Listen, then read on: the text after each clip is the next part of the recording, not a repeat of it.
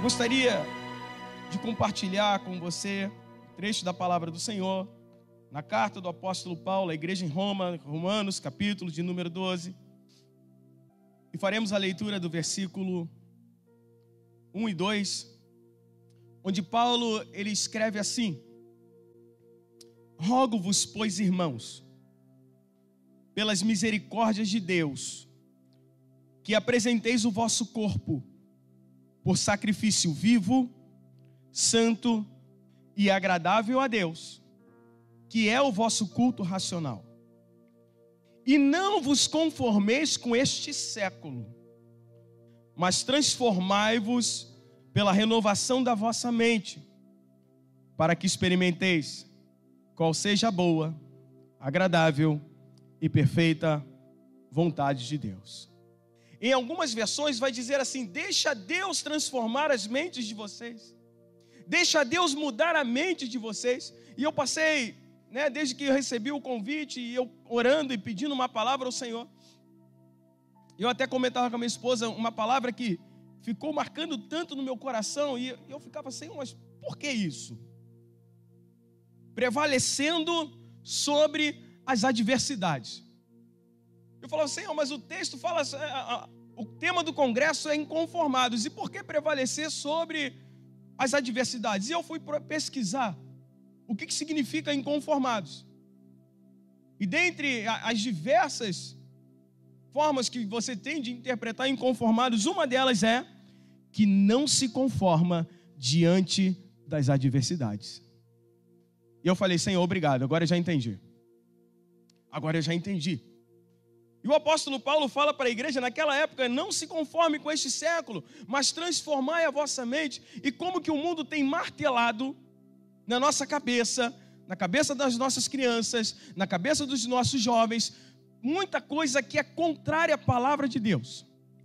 E a gente precisa estar revestido com as armaduras do Senhor. A gente precisa estar convicto da nossa fé. A gente precisa estar convicto de em quem a gente crê, em quem nós confiamos, e que Ele é o Deus Todo-Poderoso. E aí eu te convido a você abrir a sua Bíblia em Atos dos Apóstolos, no capítulo de número 1. E eu gostaria nesse momento que você tivesse um pouco de paciência, que a gente vai ler esse capítulo todo, esse capítulo 1 e o início do capítulo 2.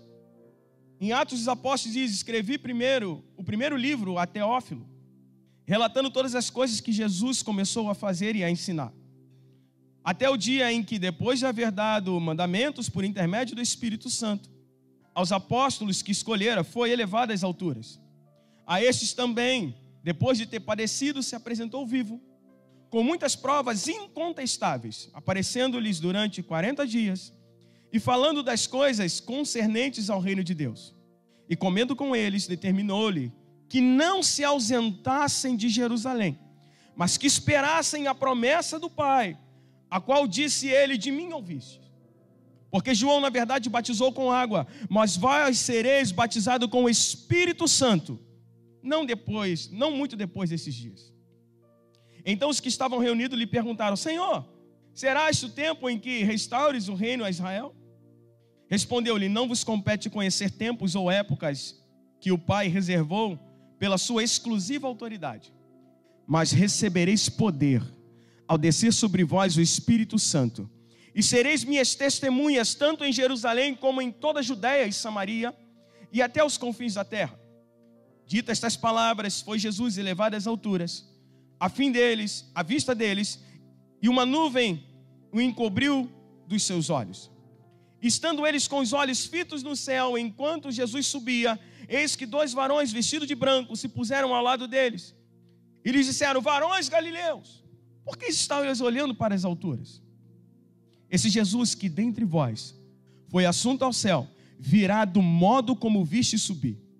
Então voltaram para Jerusalém, do monte chamado Olival, que dista daquela cidade tanto como a jornada de um sábado. Quando ali entraram, subiram para o tabernáculo, para o cenáculo, onde se reuniram Pedro, João, Tiago, André, Filipe, Tomé, Bartolomeu, Mateus, Tiago, filho de Alfeu, Simão, o Zelote, e Judas, filho de Tiago. Todos estes perseveravam unânimes em oração. Eu vou repetir essa frase. Todos estes perseveravam unânimes em oração, com as mulheres, com Maria, mãe de Jesus, e com os irmãos dele. Naqueles dias levantou-se Pedro no meio dos irmãos. Ora, compunha-se a assembleia de umas 120 pessoas e disse: irmãos, convinha que se cumprisse a Escritura, que o Espírito Santo proferiu anteriormente por boca de Davi, acerca de Judas, que foi o guia daqueles que prenderam Jesus. Porque ele era contado entre nós e teve parte nesse ministério. Ora, este homem adquiriu um campo com o preço da iniquidade, e precipitando-se, rompeu-se pelo meio, e todas as suas entranhas se derramaram. E isso chegou ao conhecimento de todos os habitantes de Jerusalém, de maneira que em sua própria língua esse campo era chamado Alceudema, isto é, campo de sangue. Porque está escrito no livro dos Salmos: fique deserta a sua morada e não haja quem nela habite. E tome outro o seu encargo. É necessário, pois, que dos homens que nos acompanharam, todo o tempo que o Senhor Jesus andou entre nós, começando no batismo de João até o dia em que dentre nós foi levado às alturas, um destes se torne testemunha conosco da sua ressurreição. Então propuseram dois, José, chamado Barsabás, cognominado Justo, e Matias, e orando, disseram: tu, Senhor, que conheces o coração de todos, revela-nos qual destes dois tens escolhido, para preencher a vaga nesse ministério e apostolado, do qual Judas se transviou, indo para o seu próprio lugar. E os lançaram em sortes, vindo a sorte recair sobre Matias, sendo-lhe então votado no lugar com os 11 apóstolos. E ao cumprir-se o dia de Pentecostes, estavam todos reunidos no mesmo lugar. E de repente veio do céu um som como de um vento impetuoso e encheu a casa onde todos estavam assentados. E apareceram distribuídas entre eles línguas como de fogo, e pousou uma sobre cada um deles. E todos ficaram cheios do Espírito Santo, e passaram a falar em outras línguas, segundo o Espírito lhes concedia que falassem. Quando eu leio esse texto, e eu paro para analisar, eu fico admirado o que movia aquelas pessoas ficarem ali paradas esperando. Jesus estava indo assunto aos céus e ele falou: olha, fica aí, porque vai descer sobre vocês o Espírito Santo. E o que movia aquelas pessoas a continuarem no mesmo lugar? O que move você a vir todos os domingos para a igreja? O que move você a estar aqui hoje num congresso de jovens inconformados? Sabe o que move? A fé permanece inabalável. A tua fé permanece inabalável. Talvez você está sentadinho aí e você está se falando: não, pastor, mas eu não sei nem por que eu estou aqui. É que o Espírito Santo trouxe você para tratar com você. Aquelas pessoas foram testemunhas oculares do que Jesus fez na terra. Eles estavam ali esperando a promessa. Eles viram tantos milagres, viram prodígios, maravilhas, e estavam ali confiantes na palavra que Jesus deixou, de acordo com as Escrituras. E talvez você se questione: ah, pastor, mas eles viram Jesus, então foi mais fácil, por isso que eles estavam ali confiantes. Você acha? Então vamos ver o que está escrito lá em João, capítulo de número 20. João, capítulo 20, versículo 24. Ora, Tomé, um dos 12, chamado Dídimo, não estava com eles quando Jesus veio. Disseram-lhe então os outros discípulos: vimos o Senhor. Mas ele respondeu: se eu não vir nas suas mãos o sinal dos cravos, e ali não puser o dedo e não puser a mão no seu lado, de modo algum acreditarei. Passado 8 dias estavam outra vez ali reunidos os seus discípulos, e Tomé com eles. Estando as portas trancadas, veio Jesus, se pôs no meio deles e disse: paz seja convosco. E logo disse a Tomé: vem cá, põe aqui o dedo e vê minhas mãos. Chega também a mão e ponha no meu lado. Não seja incrédulo, mas crente. Respondeu-lhe Tomé: Senhor meu e Deus meu. E disse Jesus: porque me viste, você creu? Bem-aventurado os que não viram e creram. Você conseguiu entender que você é um bem-aventurado? Porque você crê no Senhor Jesus Cristo, que você crê que Ele é o Salvador da tua vida, que Ele é o teu Redentor, que você crê que você não precisa se conformar e que você não deve se conformar com este século, mas você precisa renovar a sua mente. Então, meu irmão, tenha fé em Deus. Deus é o teu Senhor, Deus é o teu Salvador, e coloque essa escritura em prática. E quando eu lia esta passagem e ia estudando,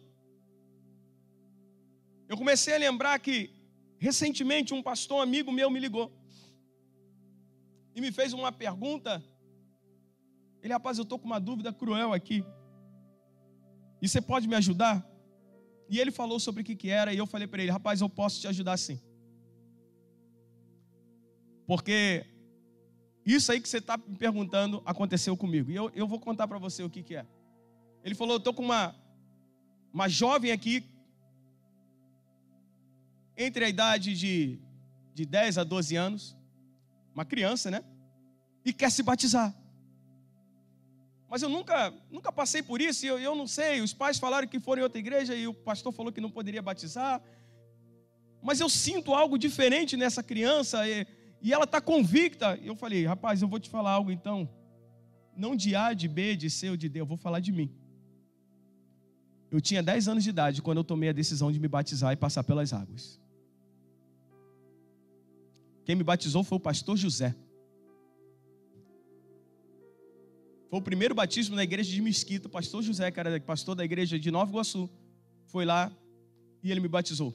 Primeira pessoa que passou pelo tanque de batismo na igreja de Mesquita. Ele falou: rapaz, era isso que eu precisava ouvir. E eu falei para ele: pastor, eu fico muito emocionado de poder te ajudar contando isso. Ele: cara, tu tem que ser uma bênção, tal, e falou algumas coisas. Eu falei: eu preciso compartilhar algo com você, pastor. Não sei nem por que eu vou te falar isso.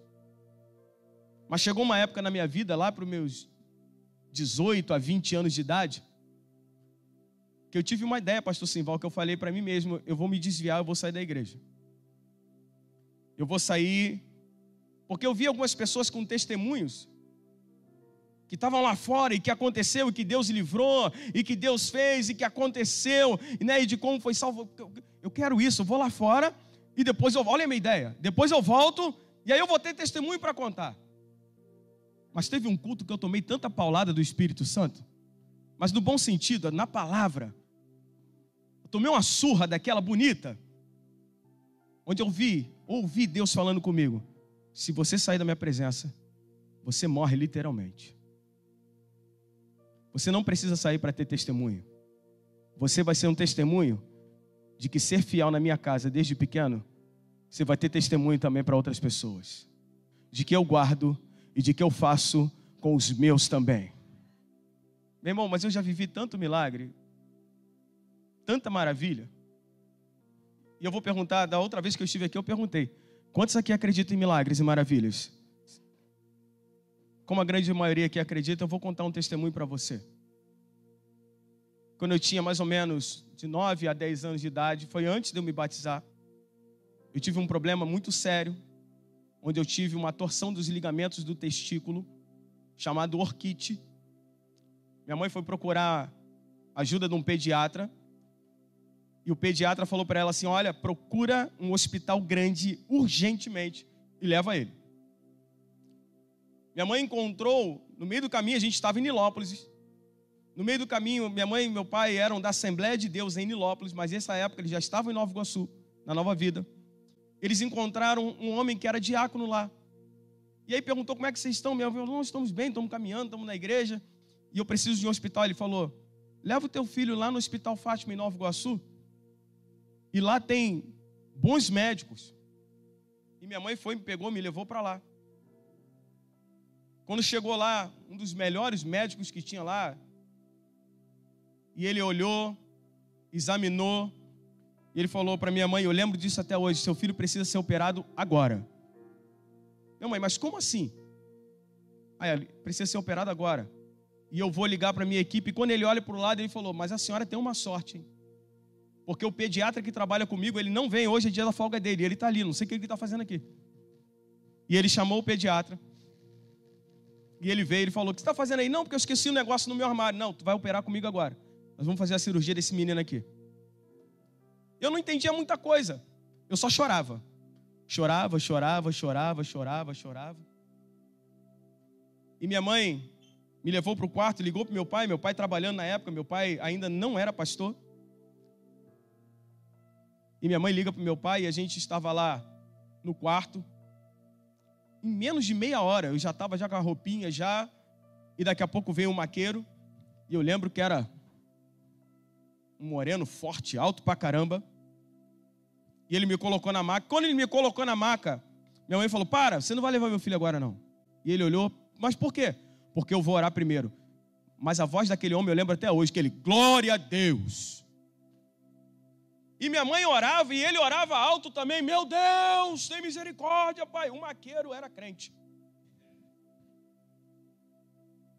E nisso eu fui para a sala de cirurgia, e minha mãe tem um bilhete que ela estava escrevendo, que ela falou que ela não conseguia orar, e ela estava escrevendo a oração. E ela escrevia. E minha mãe me contou que depois, enquanto ela estava escrevendo, ela olhou para a parede e apareceu uma mãozinha escrevendo na parede para ela, Vitória. Os médicos falaram para ela, depois que passou, olha, a cirurgia foi um sucesso. Mas pode acontecer ainda de lá na frente, seu filho talvez fique estéril. Está ali, ó, nosso filho Gabriel. Deus é fiel. Permaneça firme. Ele é contigo. Há um texto em Isaías que eu gosto muito, livro do profeta Isaías, capítulo 43. Pastor, mas o que isso tem a ver com inconformados? É para você prevalecer sobre as adversidades que vão vir. Os inconformados, eles precisam ter fé em Deus.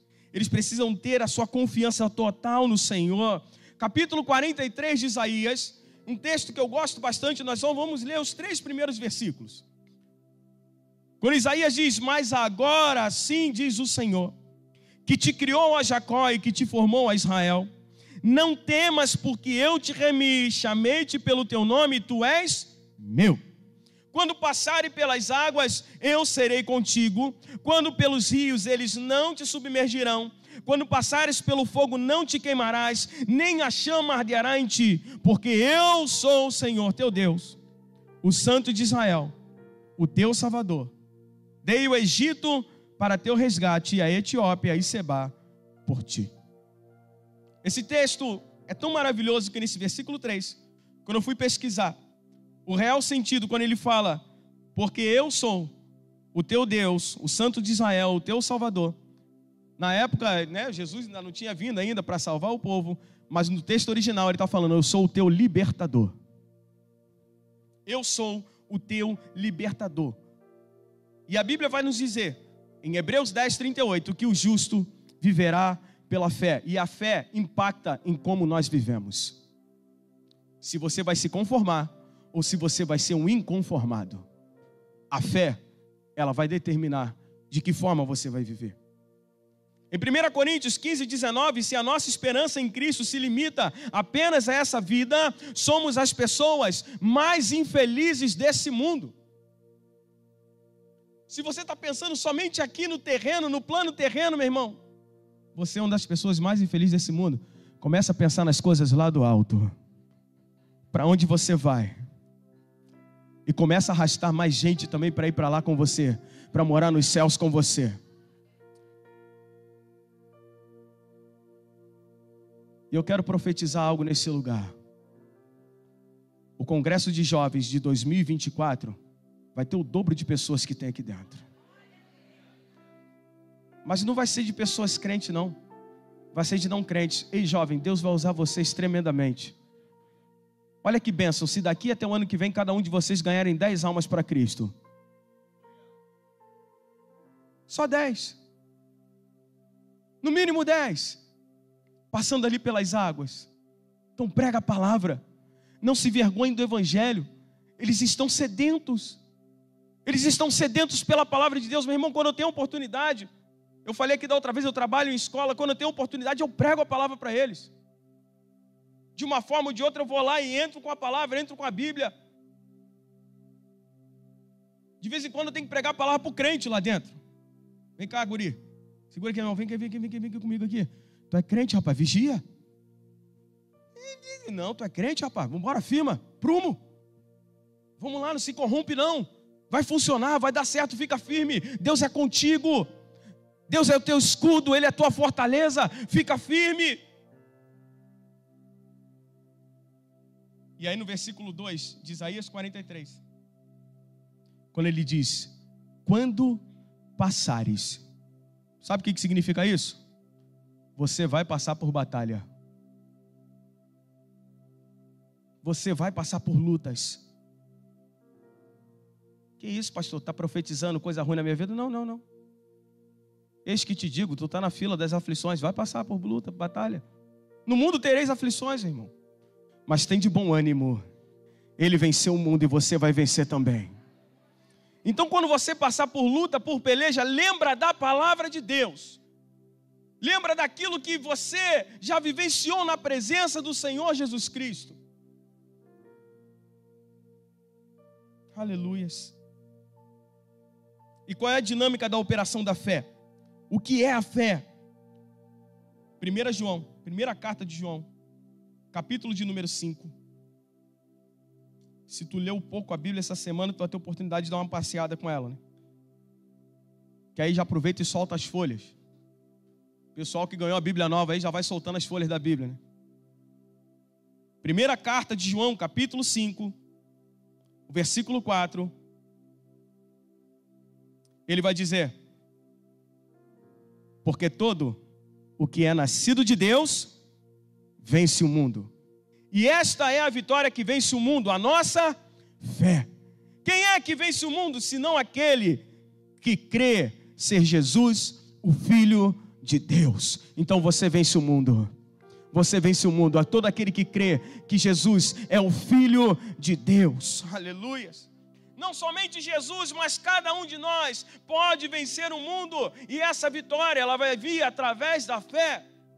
E aí eu falo para você, o primeiro estágio da fé é o que acontece dentro de nós. A mudança que há dentro de nós. Em Provérbios, capítulo de número 24, essa semana meu pai estava pregando na igreja e ele falou sobre esse texto que eu gosto bastante. Esse versículo de Provérbios, eu leio para você. O capítulo de número 24, o versículo é o 10, onde a palavra do Senhor diz: se te mostra fraco no dia da angústia, a tua força é pequena.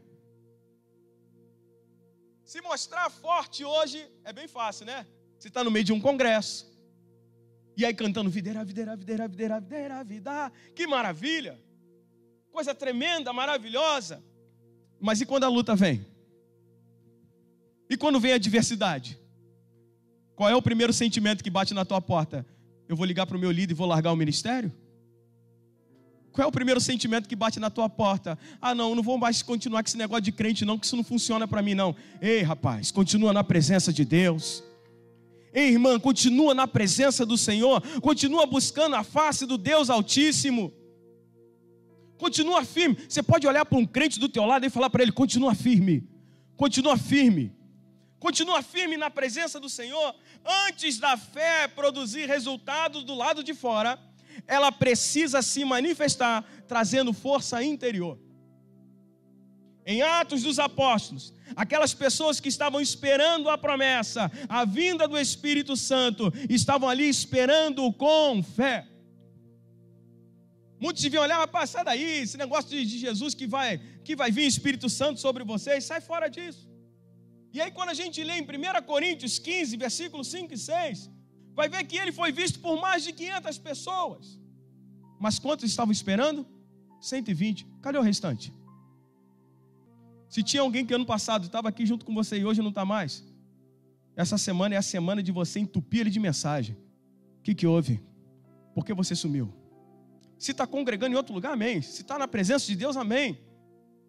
Mas se não está, meu irmão, tem que mandar mensagem. Tem que incomodar. Eu passo na tua casa, eu te busco, mas eu vou aí. Vamos embora. Hoje de manhã lá na igreja, missionário Lucas, de Juazeiro do Norte, ele estava aí. e ele veio trazer, né, um relatório sobre como que está lá a igreja. Ele falou que a igreja tem aproximadamente 15 membros, a igreja que começou aí 1 ano e meio, mais ou menos, e desses 15 membros, só um membro é adulto, todos os outros são crianças. E ele está lá pregando a palavra de Deus. Irmão, você não tem noção do que é idolatria naquele lugar. Quando uma pessoa se converte, eles chamam de lei dos crentes, a família para de falar com ela. Se a pessoa pega um resfriado, olha lá, foi para a lei dos crentes, é Deus castigando. A esse ponto, a esse nível. Mas ele está lá firme, pregando a palavra de Deus, ensinando. E eu creio que dentro daquelas crianças ali vai gerar muitos frutos, meu irmão. Muitos frutos. Às vezes é algo que você faz de colocar um versículo na sua rede social. Parece às vezes que não vai atingir, mas atinge outras pessoas. Essa semana mesmo eu tenho um amigo que ele está morando lá em Unamá. E ele trabalhou comigo aqui em Nova Iguaçu. E eu mandei mensagem para ele perguntando como é que ele estava. E ele falou, posso te pedir um favor? Eu falei, fala. Ele, grava mais vezes versículo, porque eu gosto de ouvir quando você fala. E ele não é cristão. Eu falei, pode deixar. A todo dia eu já vou no versículo já aqui na mensagem para ele, direto. Direto. E eu falei, cara, tu tem que procurar uma igreja. Já está madurinho já. Já está madurinho para entregar a vida para Cristo. E eu tenho orado por ele, me ajuda a orar por ele. O nome dele é Luiz. O nome da esposa dele é Raquel, ore por ele. E eu creio que ele irá se converter e que ele irá servir a Cristo como Senhor e Salvador da sua vida. E há algo na palavra do Senhor, no Evangelho de Marcos, capítulo 5, versículo de número 21. Tendo Jesus voltado no barco, para o outro lado, afluiu para ele grande multidão, e ele estava junto do mar. E eis que se chegou a ele um dos principais da sinagoga, chamado Jairo, e vendo-o, prostrou-se a seus pés, e insistentemente lhe suplicou, minha filhinha está à morte. Venha e impõe as mãos sobre ela, para que seja salva, e viverá. E Jesus foi com ele. Jesus indo com Jairo, e Jairo, é hoje. Minha filha vai ficar bem. Minha filha vai ficar curada. Eu ouvi a história desse homem, eu vi que ele colocou a mão sobre os enfermos e eles ficaram curados. O milagre vai chegar na minha casa. No meio do caminho, a multidão toda andando com Jesus. Jesus para, alguém me tocou. E os discípulos, é claro que alguém te tocou. Olha a multidão que está aí do lado dele. Não.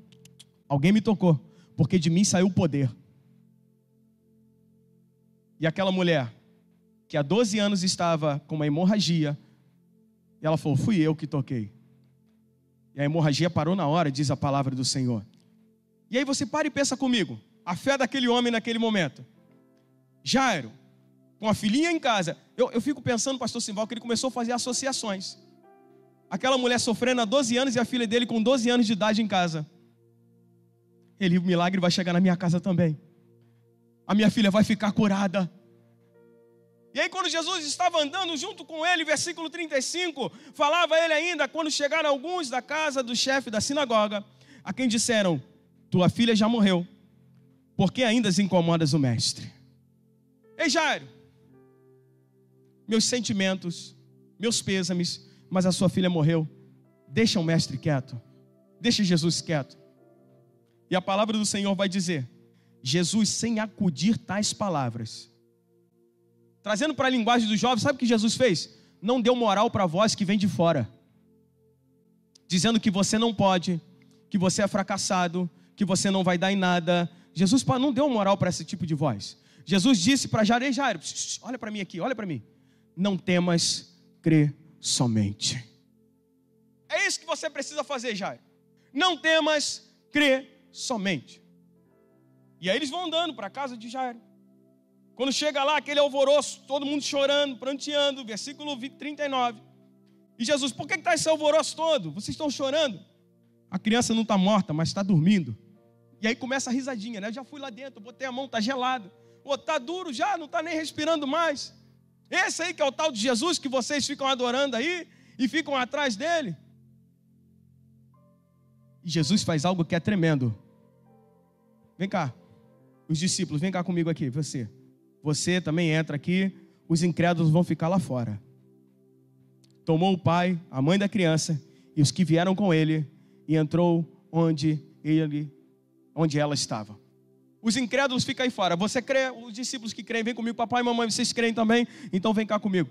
Então, para de andar com o incrédulo. Os conformados estão dizendo para você, não, esse negócio de crente não dá em nada. Jesus não cura mais não. Esse negócio de Jesus não vai te levar em nada. Mas inconformado está aqui, ó, eu sei em quem tenho crido. E eu também sei que Ele é poderoso para fazer infinitamente mais do que aquilo que eu peço e do que aquilo que eu penso. Ele é o meu Deus, Ele é o Santo de Israel. Jesus pega aquela menina pela mão e fala para ela, Talitá cumi, que quer dizer, menina, eu te mando, levanta-te. E a palavra do Senhor vai dizer que imediatamente a menina se levantou, se pôs em pé, pois tinha 12 anos. Então todos ficaram sobremaneira admirados. As pessoas vão ficar admiradas com o que Deus vai fazer na tua vida. As pessoas vão ficar olhando para você, mas como assim? O que Deus fez na tua vida? Como isso foi possível? E aí eu vou começar a liberar algo sobre a tua vida, desse sonho que eu tive nesse lugar. Tem pessoas aqui que vão começar a ter experiências reais com Deus, da presença do Senhor Jesus Cristo. Tem pessoas que vão sentir tão forte a presença de Deus, que talvez você não aguente ficar de pé. A presença do Senhor Deus vai ser tão forte na tua vida, que quando você andar pela rua, as pessoas vão sentir a presença dEle, e vão começar a se converter. Quando você entrar no teu trabalho, quando você entrar na escola, na faculdade, vão começar a perguntar, que presença é essa? Quem entrou com você aqui? Entrou mais gente com você aqui. E aí você vai entender que são os anjos do Senhor, que é a presença do Deus Todo-Poderoso, que vai estar andando contigo. Aleluia.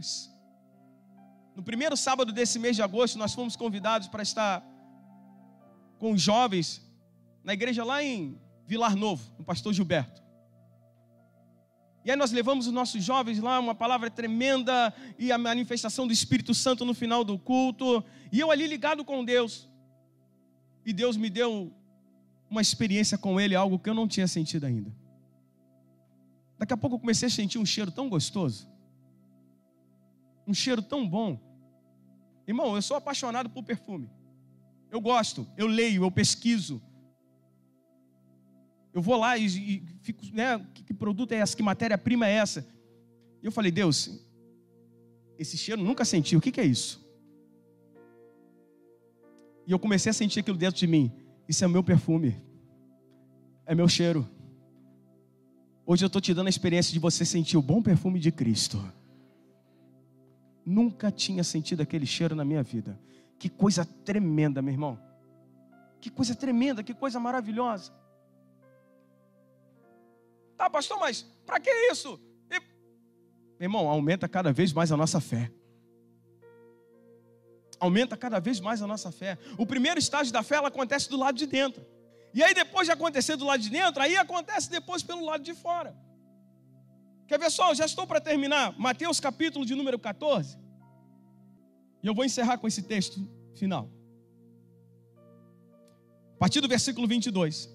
Logo a seguir, compeliu Jesus e os discípulos a embarcar e passar adiante dele para o outro lado, enquanto ele despedia as multidões. E despedidas as multidões, subiu ao monte a fim de orar sozinho. E em caindo a tarde, lá estava ele. Entretanto, o barco já estava longe, a muitos estádios da terra, açoitado pelas ondas, porque o vento era contrário. E na quarta vigília da noite, foi Jesus ter com eles, andando por sobre o mar. E eu fui ler e pesquisar o que significa a palavra compeliu. Compeliu, Jesus insistiu, Jesus obrigou, Jesus fez, forçou os discípulos a entrarem no barco e irem para o outro lado. Mas para Jesus fazer isso é porque houve uma resistência por parte dos discípulos. Por isso Jesus compeliu. Mas por que, pastor, houve resistência? Eles eram desobedientes? Não. Porque tinham homens ali conhecedores de pesca e sabiam muita coisa de barco. E eles sabiam que iria vir uma tempestade. E um olhou para a cara do outro, mas como é que a gente vai enfrentar a tempestade sem Jesus no barco? E Jesus falando para eles, entra no barco, atravessa, vai. Mas vai chover, vai vir tempestade, olha lá aquela nuvem, a gente conhece. Mas obedeceram, entraram e foram. E a palavra do Senhor vai dizer que na quarta vigília da noite, uma noite é dividida em 4 vigílias. A primeira de 18 às 21 horas, a segunda de 21 à meia-noite, a outra de meia-noite às 3 da manhã, e a quarta vigília de 3 da manhã até 6 horas da manhã. Ou seja, entre 3 e 6 horas da manhã, vem Jesus andando por sobre as águas. Alguém aqui espera visita 3 horas da manhã na tua casa? Uma noite igual a de hoje, chovendo, frio, ninguém espera visita 3 horas da manhã. Se alguém bate na tua porta 3 horas da manhã, ou teu telefone toca, tu já imagina logo, aconteceu alguma coisa. Alguém morreu. Está acontecendo algum desastre. E Jesus foi ter com eles. E eu fui pesquisar o tamanho desse mar que eles estavam, aproximadamente 11 quilômetros de largura. E se eles estavam no meio, 5,5 quilômetros. E o vento jogando ele para um lado e para o outro, e jogando para um lado e para o outro. E aí vem Jesus andando por sobre as águas. O que é a tempestade da tua vida para Jesus? Ele vem andando sobre ela. E vem Jesus andando por sobre as águas. E aí os discípulos naquele momento, pronto, só faltava essa. Agora um fantasma. Algo para nos aterrorizar. Ei, não temas não, sou eu. Sou eu, Jesus. E aí Pedro, cheio de ousadia, Senhor, se é tu mesmo, faça com que eu vá por sobre as águas. E Jesus fala para ele, come here. Vem. Segundo estágio da fé. Depois que muda aqui dentro, e você está inconformado, e você crê que Ele é o Senhor da tua vida, você começa a experimentar o milagre. Pedrão coloca o pé sobre as águas e vai andando em direção a Cristo. Só que a palavra do Senhor vai dizer que, reparando a força do vento, ele começou a afundar. Tem momentos que é assim na nossa vida, né? Um congresso como esse daqui, meu irmão, tu está andando sobre as águas. E glória a Deus, aleluia. E que presença tremenda, que presença maravilhosa. E se tu passar por alguma tempestade? Vai reparar na força do vento? Ou vai continuar olhando para o teu Deus, que é o Todo-Poderoso? O teu Deus, Criador do céu e da terra. Ele olha ali. E ele começa a afundar. E aí eu anotei aqui. Aonde o medo entra, a fé sai. Agora, aonde a fé entra, o medo sai. O que você vai deixar entrar na tua vida hoje? Deixa essa fé entrar. Deixa o Espírito Santo de Deus te tomar por inteiro, 100%, só tudo. Ele quer só o teu tudo, só tudo. Entrega a tua vida por completo ao Senhor, e você vai viver dias, meu irmão, maravilhosos na presença de Deus. Mesmo com tempestades, mesmo com guerras, com batalhas, Ele estará contigo, e você vai experimentar o melhor de Deus aqui na terra. Senhor, socorre-me, me socorre, Deus. E Jesus fala para ele, homem de pequena fé, por que duvidaste? Para de duvidar e confia mais no Senhor. Para de duvidar e confia mais na palavra de Deus, na santa palavra do Senhor. Para de duvidar, leia, coloque em prática. O que Tiago diz, não seja somente ouvintes, mas praticantes da santa palavra. Aí eu te pergunto, mas por que Pedro falou para ele, Senhor, socorre-me, se Pedro sabia nadar? Que isso, pastor? Pedro sabia nadar? Sabia. Porque quando Jesus aparece para eles lá no finalzinho, lá, né? Pedro está lá no meio do mar, se joga e vai nadando até Jesus. E por que ele não nadou para voltar para o barco? Aquele momento ali foi algo tremendo. Ele sabia nadar, mas naquele momento Pedro não queria abortar o sobrenatural. Ele experimentou uma vez andar sobre as águas. Senhor, socorre-me! E a palavra do Senhor vai dizer que prontamente Jesus, estendendo a mão, tomou-lhe pela mão e disse, homem de pequena fé, por que duvidaste? Versículo 32, subindo ambos para o barco, cessou o vento. Se eles subiram para o barco, Pedro andou 2 vezes sobre as águas, na ida e na volta.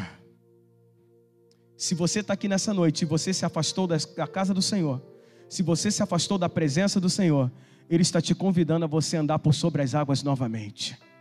Se a sua fé está fraca, a sua fé está se esmoecendo e você já não está mais aguentando, Ele está te convidando nessa noite: me dá a mão aqui, porque eu vou caminhar contigo sobre as águas. E o interessante é que quando eles voltam para o barco, a palavra diz que o vento cessou. Quando ele entra na tua vida, vai cessar nessa noite, no nome do Senhor Jesus Cristo. Eu quero te convidar nesse momento a você se colocar de pé.